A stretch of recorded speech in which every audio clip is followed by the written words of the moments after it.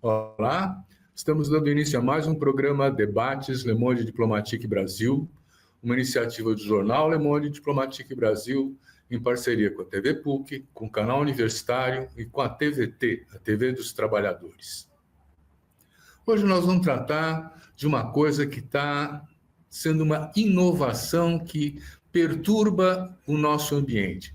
A inteligência artificial e até onde ela pode ir, que riscos ela pode trazer, o que está acontecendo com a nossa juventude em relação a isso, e que nós precisamos ver, inclusive no campo profissional. Muitas profissões estão sendo eliminadas. O que vai acontecer com a gente se a inteligência artificial chegar a se desenvolver e a humanidade perder o controle disso?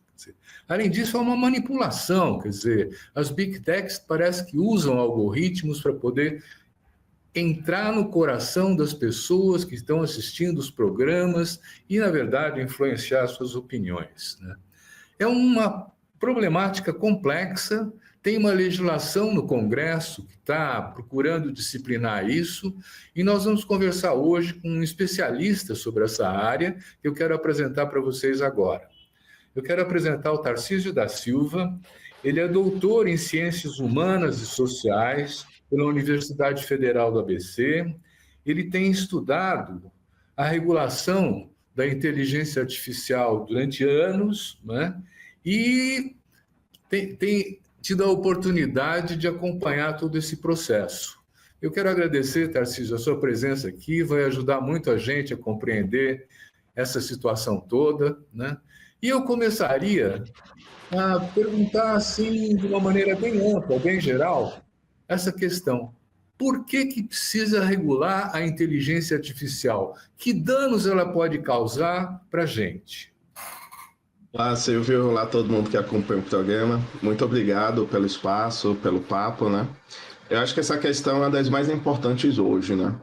Boa parte das maiores empresas do mundo hoje são empresas que desenvolvem inteligência artificial. A inteligência artificial nas plataformas de mídias sociais que utilizamos, nos aplicativos de transporte, de entrega, e inteligência artificial cada vez mais em todas as esferas da vida, até para produzir conteúdo. Infelizmente, na última década, temos visto diversos tipos de danos que podem envolver de aumento de golpes e fraudes, né, que fragilizam cidadãos comuns, até o impacto da desinformação, que pode levar, inclusive, a diferentes movimentações políticas e eleitorais, como vimos em torno do mundo. Então, já há bastante tempo que se discute que algumas regras básicas de transparência precisam ser desenvolvidas.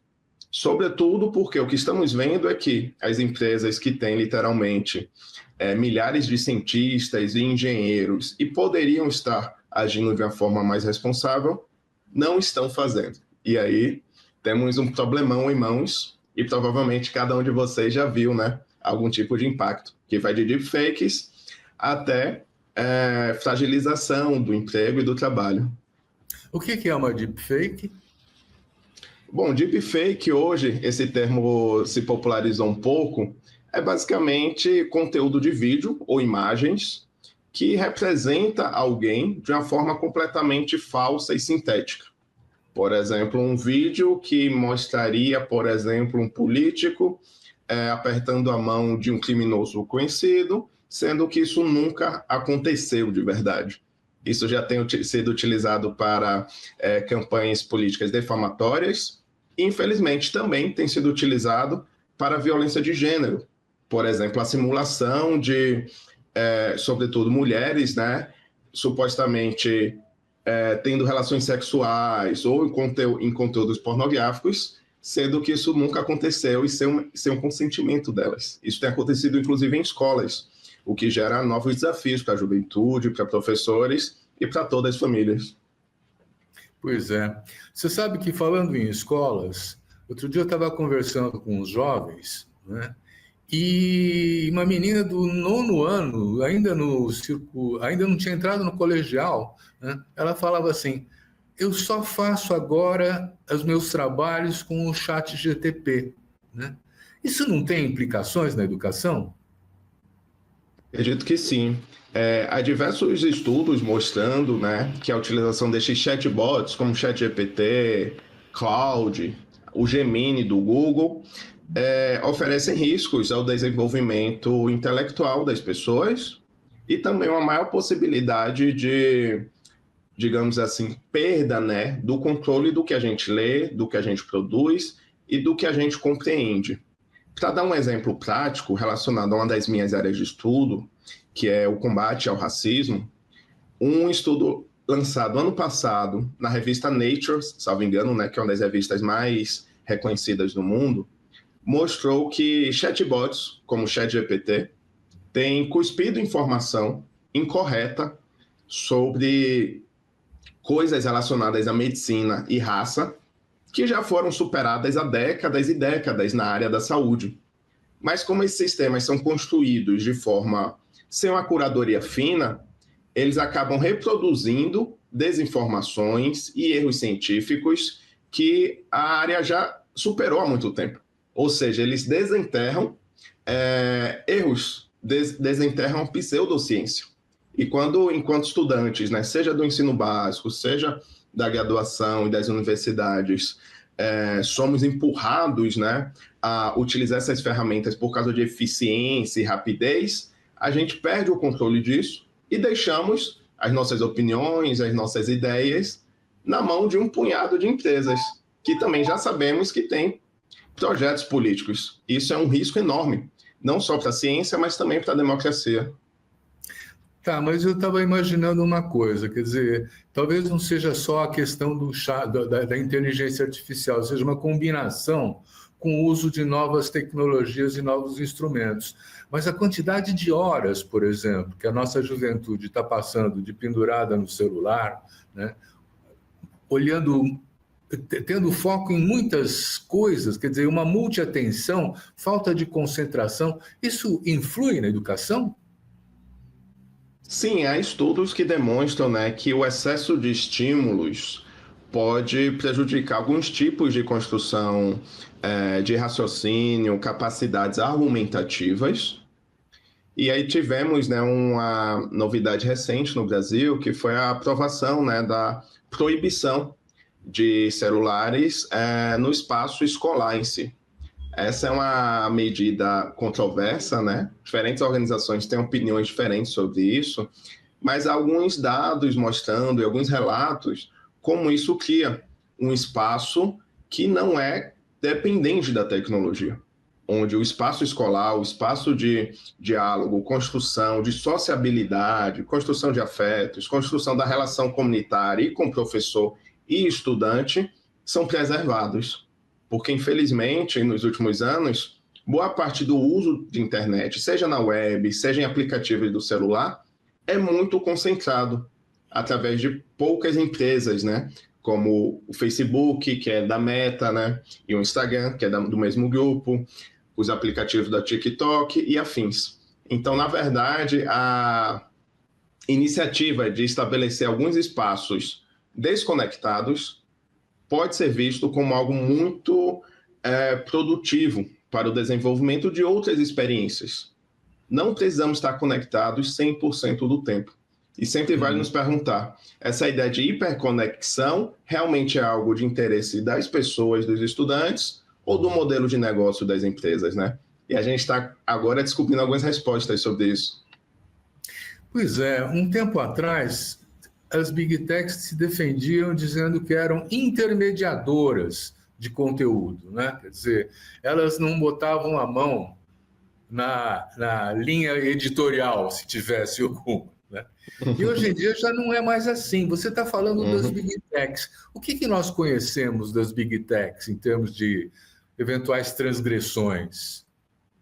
Acho que esse ponto é muito relevante, Silvio, porque hoje talvez seja mais claro, né, que as Big Tech que dominam mídias sociais podem direcionar conteúdos através de recomendação de conteúdo ou moderação de conteúdo de acordo com suas ideologias e modelos de negócio, mas algo que eu gosto de enfatizar bastante é que isso não é algo tão novo assim.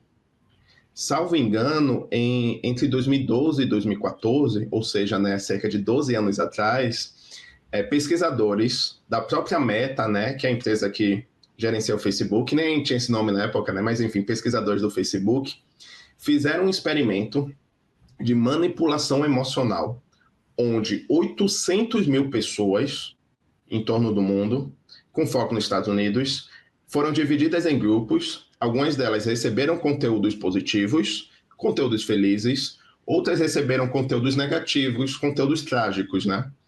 E, posteriormente, esses cientistas mediram que, efetivamente, essas pessoas eram manipuladas emocionalmente. As que recebiam mais conteúdo positivo publicavam mais conteúdo positivo e vice-versa.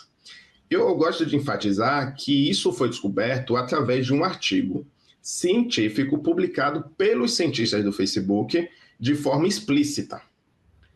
Esse artigo gerou polêmica, gerou escândalos, talvez menos do que deveria, né? A gente deveria estar discutindo regulação de plataformas e desde aquela época. E desde então, o Facebook e outras empresas negam essa capacidade de manipulação quando começaram a receber escrutínio, quando começaram a receber crítica. Ou seja, é completamente explícito e evidente a capacidade dessas empresas de manipular conteúdos, manipular opiniões. Isso foi utilizado no passado de forma mais explícita e visível para conseguir mais recursos publicitários, por exemplo, mas não há nenhum dado que mostre que esse tipo de prática não continua acontecendo. E é por isso que essas empresas têm lutado contra a regulação e contra a transparência, porque a gente sabe que isso acontece, mas devido a falsas ideias de segredo de negócio, governos e cidadãos não sabem o que acontece, digamos assim, na cozinha das Big Tech. E a gente precisa descobrir isso para nos protegermos.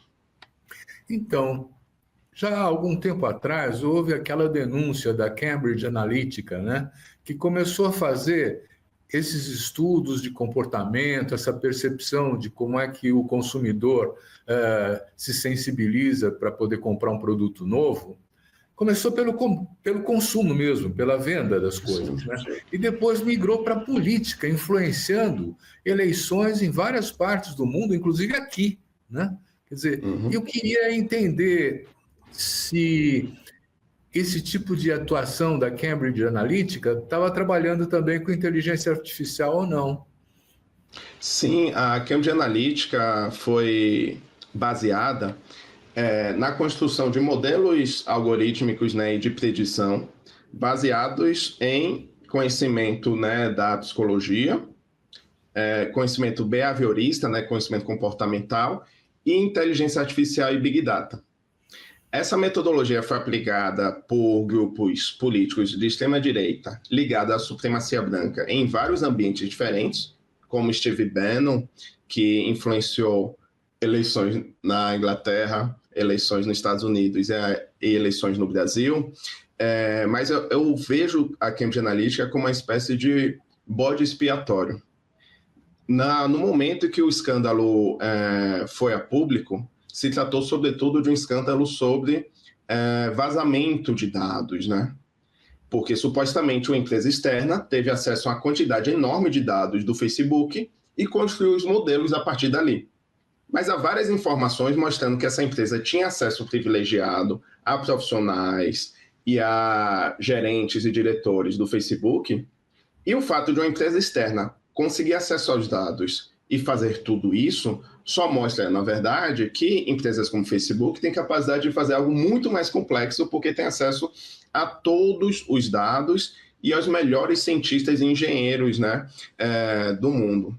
Então, nesse sentido, a Cambridge Analytica foi um ponto de virada para percebermos essa influência política, e hoje talvez estamos vendo essas empresas largando esse verniz de neutralidade, estando explicitamente empenhadas na construção de alianças com governos autoritários em torno do mundo, sobretudo o estadunidense atualmente. Os CEOs de todas essas empresas prestaram deferência, né, ao Trump na sua posse, e desde então têm trabalhado para remover proteções de direitos humanos, proteções contra discurso de ódio das plataformas. Então, acho que a gente tem que se perguntar até que ponto devemos pressionar o próprio governo brasileiro, né, a tomar ações mais vigorosas para a proteção, né, da nossa esfera pública e para a proteção, enfim, do nosso espaço informacional. Uhum. Tarcísio, nós vamos fazer um pequeno intervalo e já voltamos, tá bom? Claro.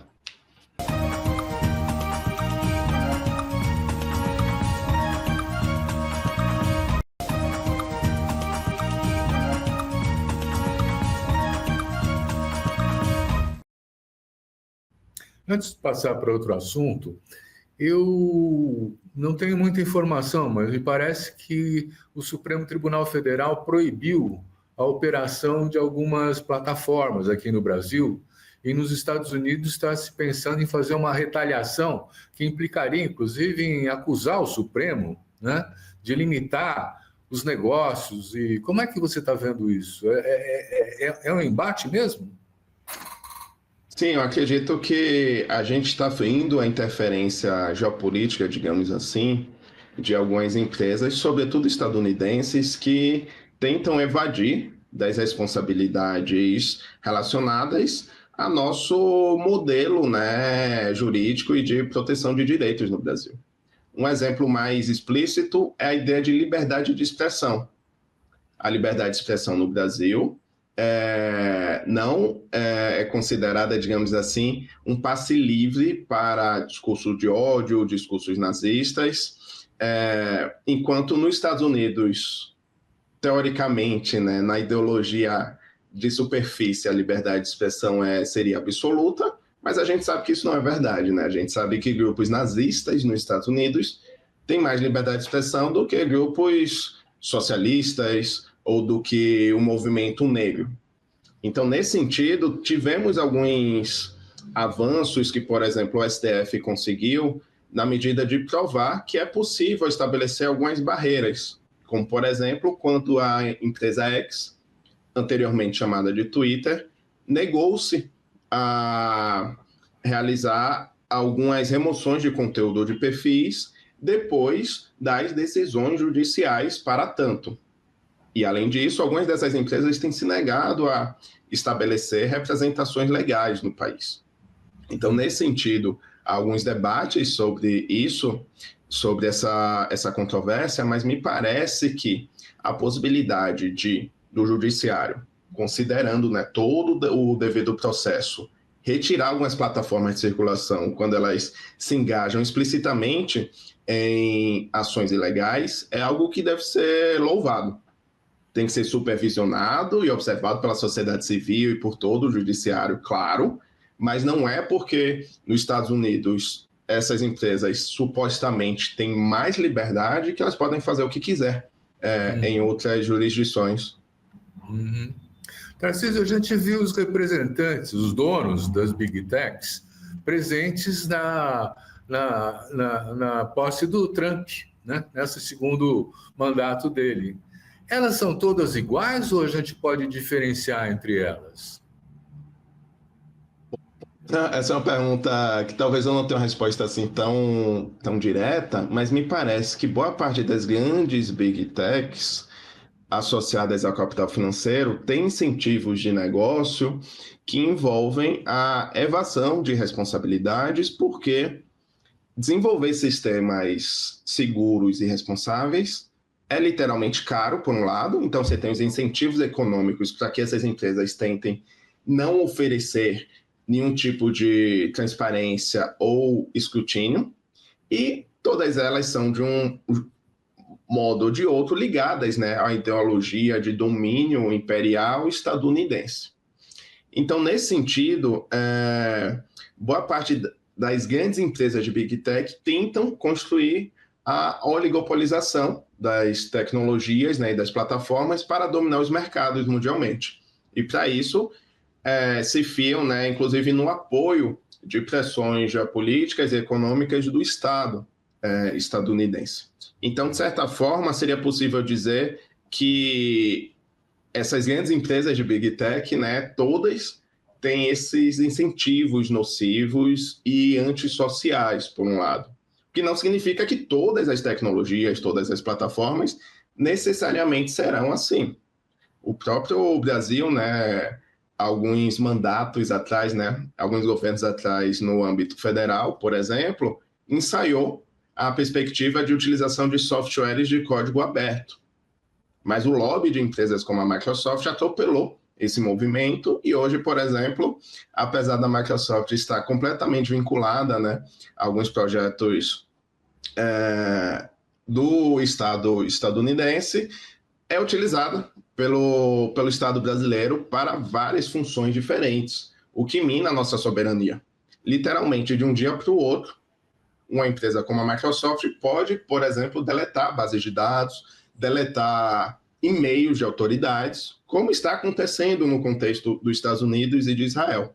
Então, isso é uma grande pepino que a gente tem nas mãos e que tende a se radicalizar com esses movimentos extremistas crescendo, né, nesse eixo, Estados Unidos, Israel e outras forças. É por isso que o Trump está exigindo que se venda o TikTok para os americanos. Eles têm mais de 100 milhões, né, de não sei, afiliados, inscritos nos Estados Unidos, né? Eu acredito que esse é um exemplo que mostra a hipocrisia de uma perspectiva liberal pelas lentes estadunidenses sobre a internet. Durante muito tempo, especialistas brasileiros e a governança da internet no Brasil foi desproporcionalmente influenciada pela lógica dos Estados Unidos.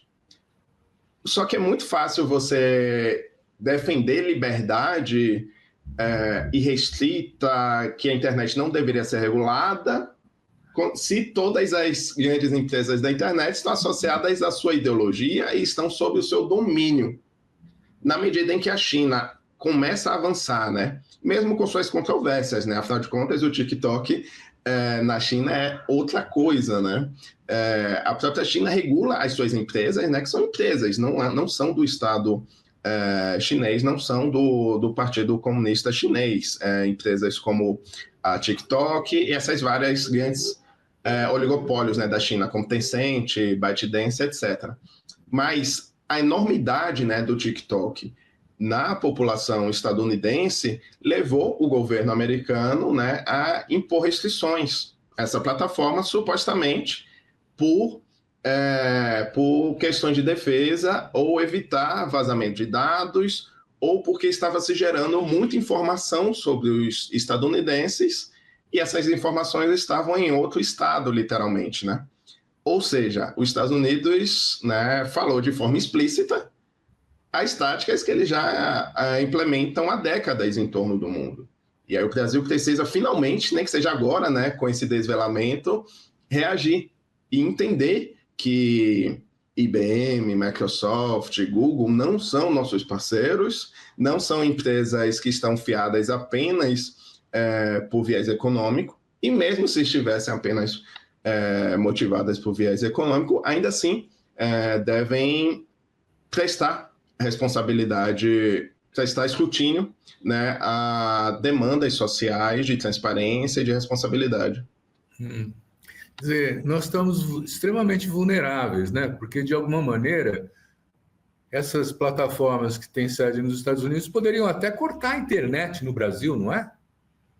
Sim, e a relação entre internet, digamos assim, a web, que às vezes é vista como nuvem, e infraestrutura, é muito importante, porque estamos vendo, né, como essa parceria entre as empresas do Elon Musk e governo americano, né, fez com que os satélites da Starlink fossem disseminados em vários países, inclusive no Brasil, a regiões, por exemplo, a espaços da região amazônica hoje, que a melhor internet é a internet Starlink, o que é um risco enorme, e alguns reportes, né, alguns relatórios já mostraram como isso facilitou a atividade de criminosos, grileiros e mineração, né, e devastação ilegal.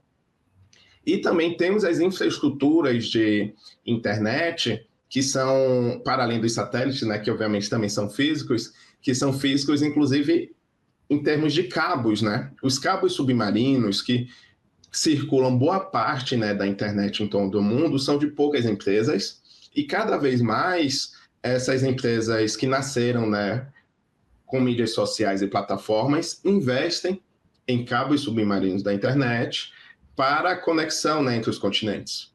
A própria Meta, por exemplo, está investindo, junto com algumas empresas, né, do Sul e de outros países da América do Sul, na construção, né, de mais infraestrutura. Isso é um risco, porque é literalmente isso que você falou, Silvio. De um dia para o outro, essa internet pode ser suspensa, ela pode ser restringida em alguns aspectos, e o estabelecimento de censura ou hipervigilância fica completamente, né, à mercê desses interesses. Então, as políticas públicas brasileiras, né, que poderiam tratar desse tema, como as políticas de transformação digital ou o Plano Brasileiro de Inteligência Artificial, ainda não enfrentam essa questão de frente, literalmente. O próprio Plano Brasileiro de Inteligência Artificial, que foi divulgado no ano passado, recebeu um lobby gigantesco de empresas como a OpenAI. Há inúmeras menções, né, a essas empresas e pouquíssimas menções a demandas e interesses territoriais, né, da diversidade do Brasil. Então, isso é algo que precisamos prestar mais atenção e agir. Tarcísio, na guerra da Ucrânia, parece que quem está monitorando os movimentos dos exércitos, as oportunidades de ataque para a Ucrânia, são os próprios Estados Unidos, né? Quer dizer, e nesse sentido ele usa a rede de Starlink, a rede de, enfim, quer dizer, de internet para isso. Quer dizer, sim, há intervenções diretas em situações de conflito, aonde a guerra fica por procuração, né? Mas é tecnologia. Eu queria te perguntar o seguinte: no Brasil, nós temos capacidade de desenvolver tecnologias de inteligência artificial? Temos, e esse é um processo que requer, sobretudo, investimento e políticas públicas coordenadas, né, entre os diversos setores.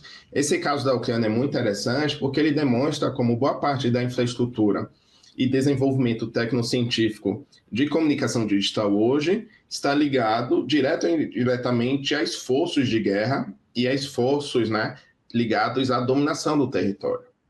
O Elon Musk e Trump chantagearam o presidente da Ucrânia para que ele assinasse acordos de extração de minérios, por exemplo, na região, porque boa parte da infraestrutura, né, de defesa, né, no conflito Ucrânia e Rússia é fornecido e gerenciado por empresas estadunidenses bélicas e de tecnologia da comunicação.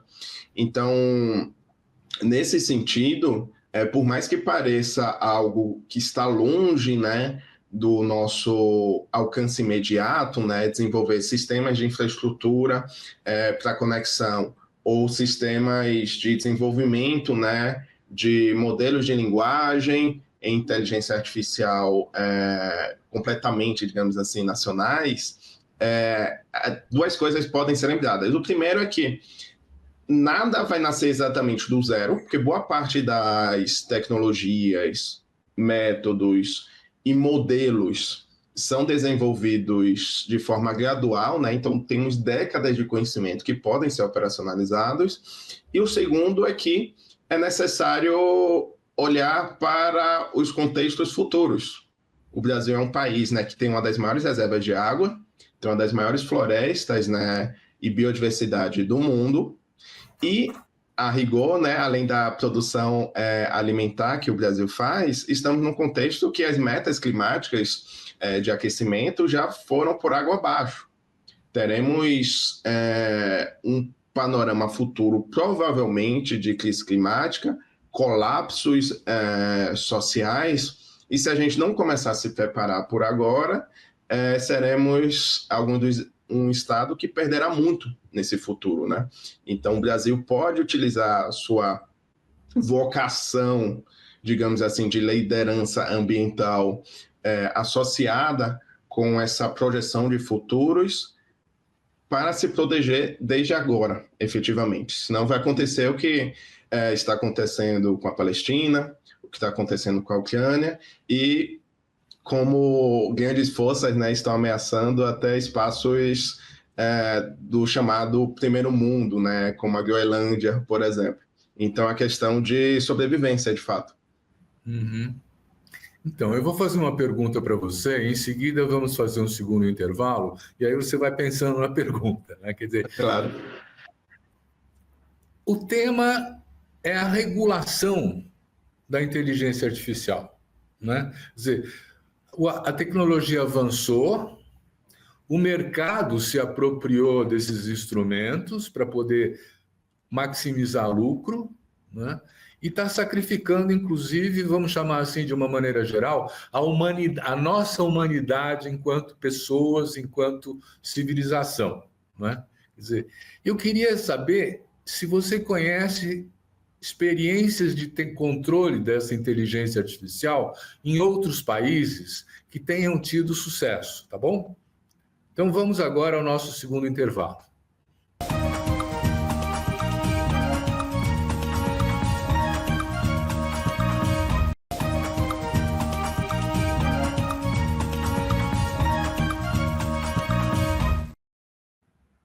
Então, Tarcísio, o que você acha? Bom, eu acredito que há sim experiências em outras regiões. Podemos falar de proteções relacionadas à privacidade de dados, inteligência artificial e algumas proteções já estabelecidas.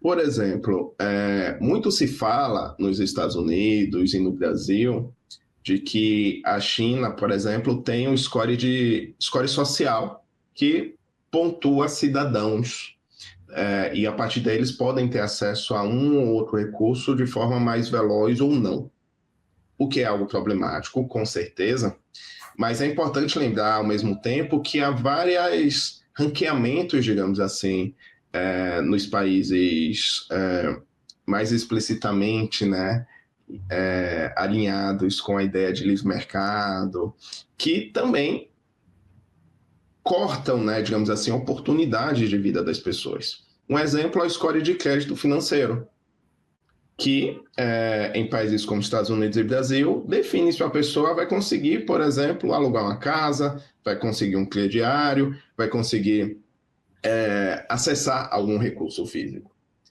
Por outro lado, quando a gente olha para a regulação chinesa, há uma perspectiva de que a precificação algorítmica, ou seja, cobrar mais quando uma pessoa está passando mais necessidade ou ela está no momento de maior dificuldade, é mais regulado.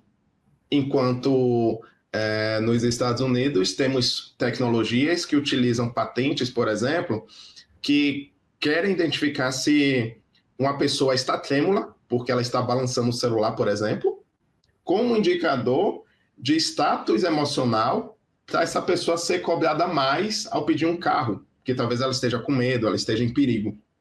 Então, há alguns absurdos, né, em diferentes regiões do mundo que devem ser consideradas quando a gente olha para o que é possível fazer. Então, em algumas áreas, por exemplo, a regulação chinesa estabelece algumas proteções maiores dos cidadãos. No caso da Alemanha e da região da União Europeia, por exemplo, alguns países que têm mecanismos de privacidade que estabelecem que alguns tipos de tecnologias trazem mais malefícios do que benefícios. Por exemplo, a Google Street View, que a gente consegue andar, né, pelo mapa do Google e ver a casa das pessoas, ver a rua, ver tudo isso. Se você colocar o Google Street View na Alemanha, você vai conseguir observar que somente as grandes avenidas são mapeadas pelo Google Street View. Porque eu não preciso, né, os alemães chegaram à conclusão que não precisa que a Google olhe e tenha fotos, literalmente, de cada viela alemã para supostamente oferecer um serviço melhor. Isso não é necessário. E há vários outros exemplos em algumas outras jurisdições de algumas defesas que podem ser estabelecidas para sopesar, né, benefícios e malefícios. Mesmo países num nível econômico similar ou mais ou menos avançados economicamente, né, do que o Brasil, tem alguns exemplos que podem ser replicados. Por exemplo, na região, né, ali do sul da África, como Namíbia, Quênia, etc., há discussões sobre o impacto ambiental da inteligência artificial que são muito mais avançadas, né, do que a brasileira e do que a europeia. Só que no caso da europeia, talvez eles não tenham tantas riquezas ambientais, né, porque eles já destruíram. Eles se fiam nas nossas. Mas o Brasil tem, a Namíbia tem. A gente precisa se proteger dessa forma. Ou seja, não olhar somente para as lentes estadunidenses e europeias, mas entender que somos um país tropical, diverso, que tem biodiversidade, que não tem alguns avanços, supostamente avanços, né, tecnológicos como os Estados Unidos, mas tem outras fortalezas. E essas fortalezas, às vezes, são mais importantes para a sobrevivência no futuro. Então, acredito que sim, é possível fazer esse tipo de acordo social, para que tenhamos uma abordagem particular no Brasil, que não simplesmente replique a dos países do norte global. As Big Techs não estão afim de fazer acordos sociais, não é isso? Quer dizer, nós já tivemos... Para chegar no Supremo Tribunal Federal, a questão, né, é que ela tem uma certa dificuldade de ser disciplinada, essa regulação. Quer dizer, são empresas mundiais que se recusam a obedecer à legislação brasileira, não é isso? É isso mesmo, eu acho que o caso do PL 2630 exemplifica isso muito bem. O PL 2630, considerado hoje enterrado, né, é o PL de regulação das plataformas que se focou em transparência, responsabilização de plataformas com mídias sociais, buscadores e outros provedores de serviço que sejam de grande escala. Esse projeto de lei foi discutido, salvo engano, né, entre 2018 até o ano passado, e devido ao lobby, né, das Big Tech e da extrema-direita, ele foi enterrado. Os acúmulos feitos pelos parlamentares envolvidos, pela sociedade civil, pelos diferentes setores, foram por água abaixo, devido, entre outros fatores, por uma campanha de desinformação feita pelas Big Tech. Quando o projeto estava prestes a ser votado, por exemplo, as Big Tech literalmente compraram capas de jornais e utilizaram seus próprios ambientes para oferecer desinformação. Por exemplo, a Google colocou na homepage da Google, algo que eles nunca tinham feito no Brasil, né, uma opinião, né, um texto supostamente técnico, mas era um texto político, desinformando o cidadão, dizendo que a regulação de plataformas ia impactar pequenos comerciantes, ia dificultar os negócios, ia dificultar a economia, que era uma mentira absoluta, mas eles utilizaram da sua capacidade comunicacional para promover desinformação. Então, nesse sentido, a gente precisa entender e reagir à altura desse aspecto, porque temos uma simetria, tanto informacional quanto financeira, que desfavorece abordagens alternativas, né, ou pensamento alternativo. No final das contas, né, a gente está tratando de um imaginário político de futuro. A gente quer ser um país que temos todos os nossos serviços, comunicação, plataformas e produtos mediados, intermediados por essas empresas estrangeiras, inclusive incidindo, né, nos nossos processos políticos eleitorais, ou queremos outra coisa? E essa outra coisa, né, é o que precisamos desenvolver. E com certeza isso envolve ver que boa parte dos benefícios que aparentemente recebemos, né, desses negócios digitais, talvez não sejam tão valiosos quanto perder a autonomia quanto a instituições, quanto ao conhecimento e quanto a eleições, inclusive. Uhum. Vamos entrar nesse projeto que está na Câmara, quer dizer, é dele que você está falando ou esse é outro? Porque desengavetaram, né? Mas ao que parece, as Big Techs têm maioria no Congresso, como é isso? Infelizmente, assim, esse projeto de plataformas, né, sobre regulação de plataformas foi engavetado. O governo federal está prestes a lançar uma nova proposta, mas que foca apenas no aspecto econômico concorrencial, que não envolve a questão da desinformação, aparentemente, né, eles estão prestes a lançar, ou a questão de discurso de ódio, o que é um problema, né? Também está em debate, né, aí, dessa forma, numa comissão específica agora na Câmara dos Deputados, o projeto de lei que regula, né, a inteligência artificial de um modo mais amplo. Então, tem alguns toques, digamos assim, na questão das plataformas de mídias sociais, mas envolve também transparência relacionada a outros tipos de serviços. Por exemplo, pode estabelecer regras para que um entregador, por exemplo, que faz entregas de comidas através de um aplicativo e ganha para isso, que ele tenha mais transparências e proteções. Então, hoje esse projeto de lei está numa comissão na Câmara dos Deputados, foi aprovado em dezembro do ano passado no Senado, né? E foi desidratado, né, ao longo dos anos, infelizmente, e ele estabelece algumas possíveis proteções que envolvem a obrigação de que softwares, né, que são considerados de alto risco, como, por exemplo, na área da saúde, recrutamento, infraestrutura, tenham mais obrigações de transparência. Envolve que a pessoa física, né, possa solicitar uma explicação sobre uma decisão que tomou, que lhe afetou. Por exemplo, se eu entrar num website de recrutamento e o software decidir que eu não faço parte, não posso avançar naquele processo seletivo, por exemplo, eu vejo isso como de forma injusta, abriria a possibilidade para que eu possa fazer esse pedido de explicação, e algumas outras obrigações, como, por exemplo, a obrigação de que um sistema de atendimento ao consumidor que seja feito através de um robô tenha que falar explicitamente que é um robô, que não é uma pessoa humana ali, sabe? Então, são algumas obrigações relativamente simples, mas que boa parte do setor privado está lutando contra, infelizmente. E essa comissão é composta, sobretudo, de deputados mais alinhados a essa perspectiva contra a regulação. É a maioria do Congresso, né? Quer dizer, o problema é esse. Quer dizer, eu acho que nós estamos tendo hoje um dos piores congressos que o Brasil já teve na vida.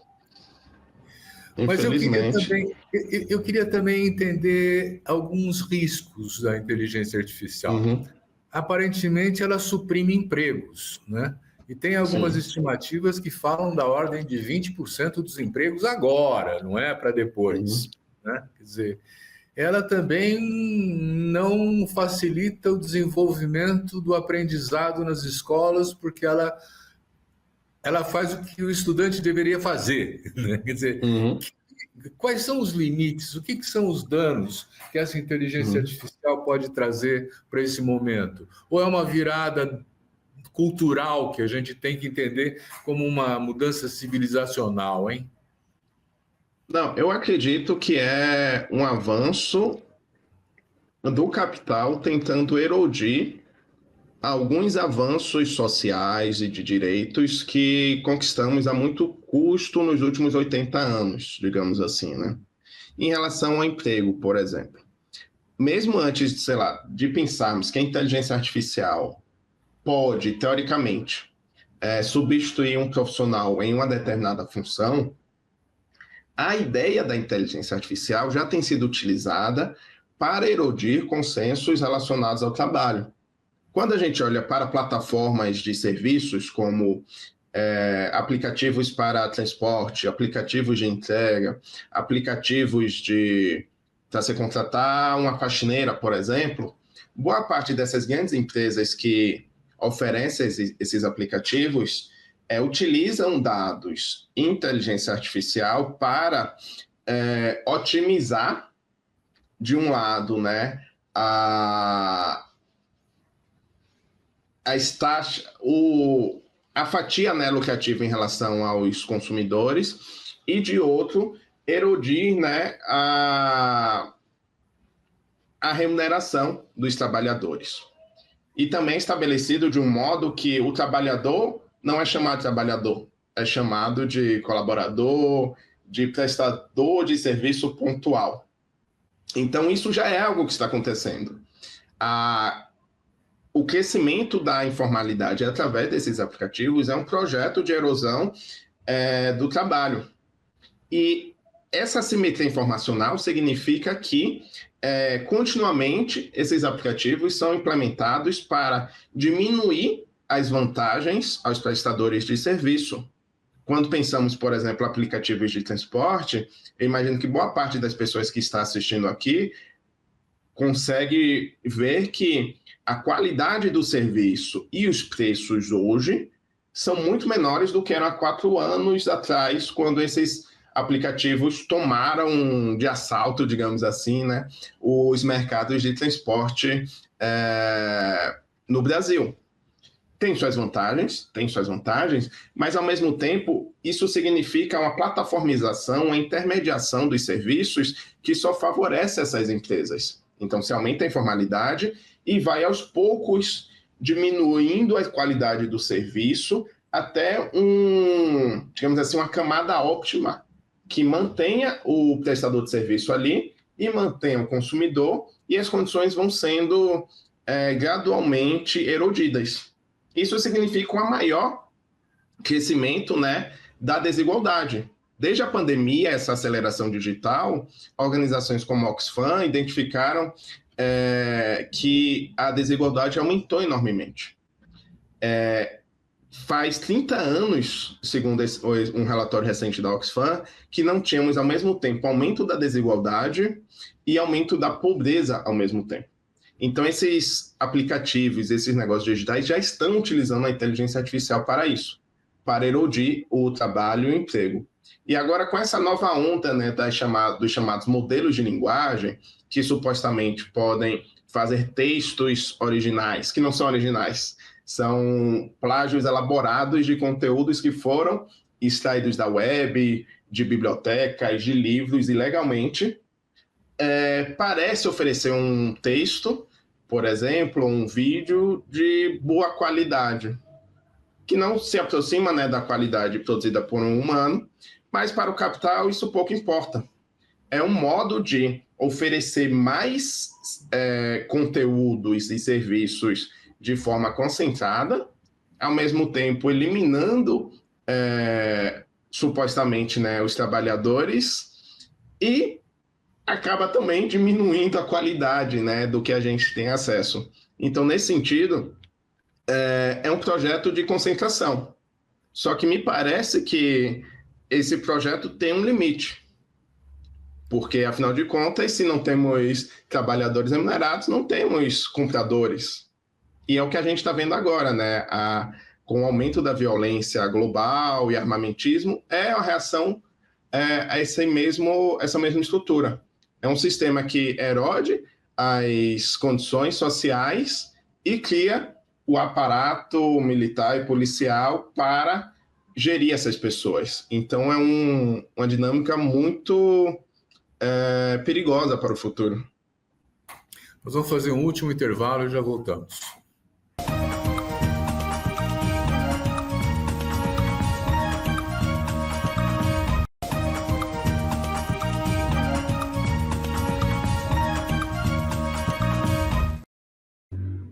Nós estamos falando de uma sociedade do controle, né?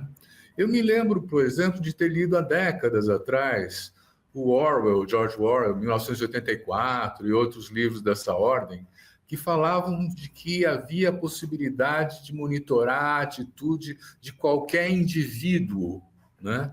E avaliar o seu comportamento.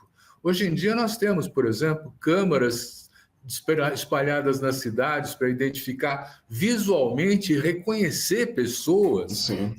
Nós estamos falando de uma sociedade cada vez menos democrática e cada vez mais de controle. Sim,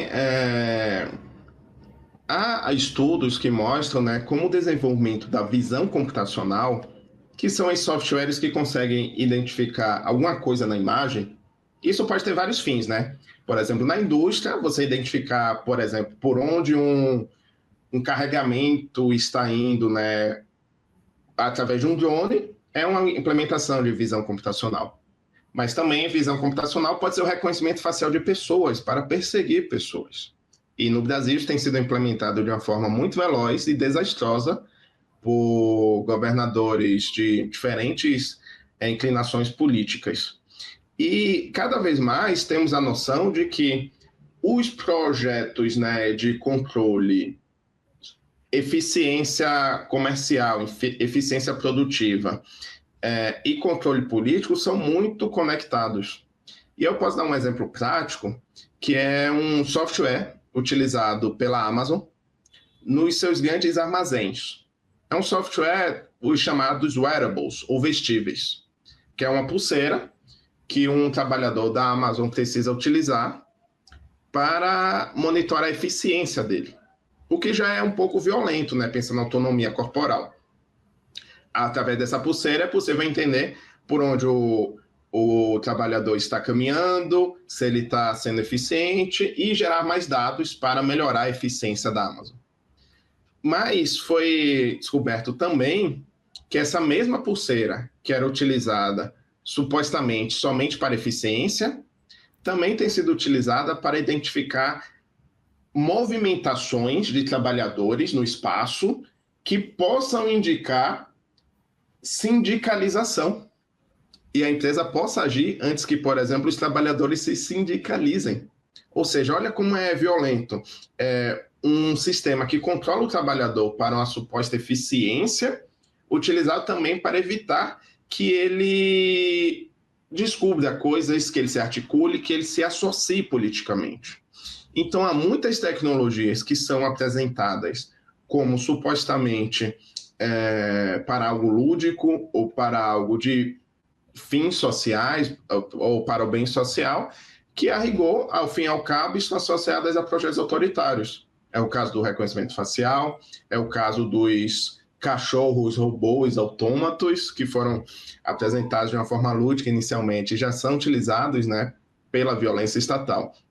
Então, nesse sentido, esse hipercontrole, essa sociedade de controle, que às vezes se mostra como algo de autoconhecimento ou do self quantificado para que as pessoas sejam melhores, o que já é algo complicado, né, pensando nessa perspectiva da gestão de si, do individualismo, é utilizado também para projetos autoritários. Então, nesse sentido, algo que defendemos é que a ideia de inovação não deve estar associada completamente à ideia do bem-estar social e que mais dispositivos não significam avanços. Muitas vezes significa o contrário. É o desenvolvimento de mais tecnologias, mais dispositivos, mais lixo, para mais controle e erosão de direitos. Tarcísio, nosso tempo acabou. O papo foi excelente, eu agradeço vocês.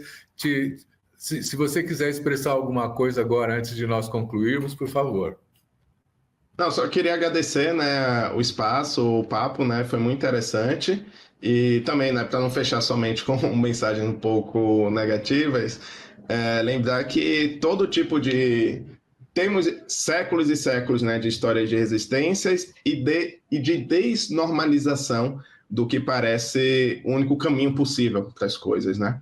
Então, convido todas e todos, né, que estiverem acompanhando a ver os debates que estão sendo realizados, como a própria comissão, né, de debate sobre IA, que vai ter uma reunião amanhã, né, que é transmitida pela TV Câmara. Então, vamos nos apropriar desse debate e poder agir a partir daí. Muito obrigado, Silvio. Bom, agradeço muito ao Tarcísio da Silva por esse papo extraordinário e agradeço a você também que nos assiste. Obrigado, semana que vem tem mais.